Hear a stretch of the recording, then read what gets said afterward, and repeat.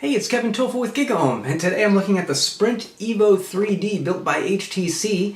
Got this review unit yesterday. I have it for a couple weeks. I'll put it through the paces, but I want to give you a quick tour of the hardware and talk about the phone real fast.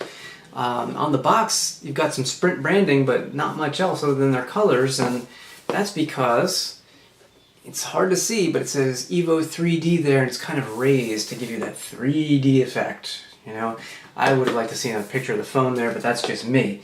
Instead of showing a picture of the phone, why don't I open the box and actually show you the phone. There it is right there. We'll power that up. You can see it's got the HTC Sense 3.0 interface, very much like, in fact exactly like, that on the HTC Sensation 4G I reviewed with T-Mobile last week. The phone itself, we'll take a closer look at the hardware. The biggest claim to fame and differentiation factor here is the dual 5-megapixel cameras on the back and a stereoscopic screen, so that way you can actually watch 3D videos or 3D pictures, look at the pictures, without any glasses on this screen, just like Nintendo's GS, the 3DS. So we'll take a closer look at that in a minute. What else do we have in the box? We've got a getting started pack, which I got started without it, never even opened it. I'm sure there's lots of good stuff in there. We've got an HTC Power Brick, just plugs into the wall, and then on the other side you have a USB port, and of course HTC includes the USB cable, and it's micro USB at the other end, so it's a standard cable you can use for multiple purposes or use a different cable, your choice. So we put all that back in the box, and we will take a closer look at the HTC EVO 3D on Sprint. Okay, when looking at the HTC EVO 3D for Sprint, a couple things come to mind. It's very similar to that HTC Sensation 4G I just mentioned. Very few specifications are different. So let me give a hardware tour first, and then we'll talk about the actual specifications of the device.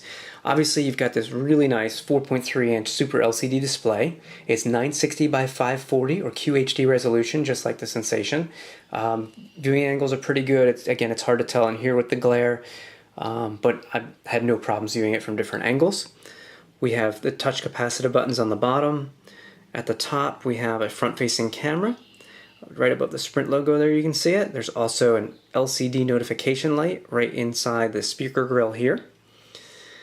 And let me turn that off for a second and take you around the rest of the hardware. You've got a 3.5mm headphone jack and the power awake button at the top. On the left-hand side, nothing more than the micro USB port.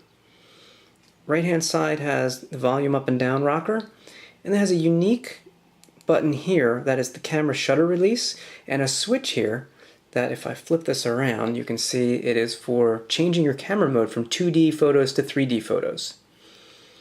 On the bottom, nothing here other than the place to pull off the cover, which we'll do in a minute.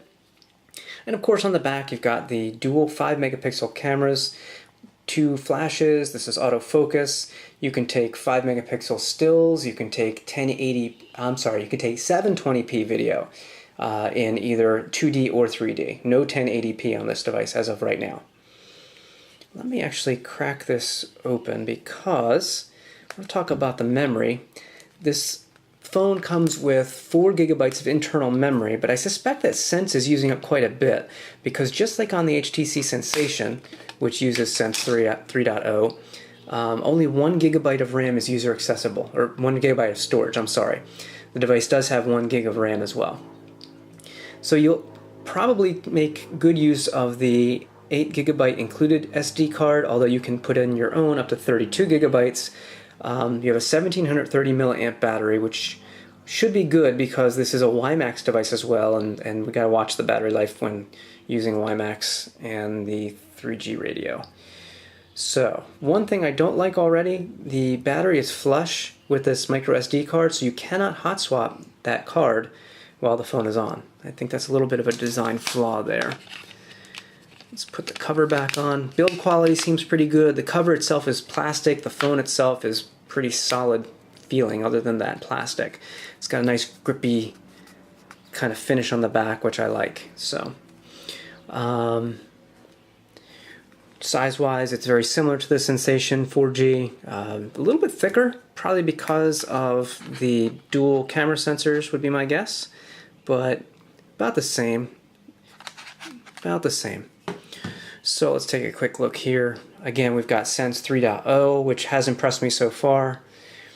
The device is pretty responsive. It uses a 1.2 Qualcomm Snapdragon dual-core processor, just like the Sensation. I already find it to be a little faster, though, than the Sensation, and I think it's because it has a little bit of extra RAM memory there. So, in fact, I can go into the quick settings and we can look at the total memory, and that is far more free than I usually see on the Sensation. So, that is my guess as to why it's a little bit snappier. So, got your 3D-like interface, carousel.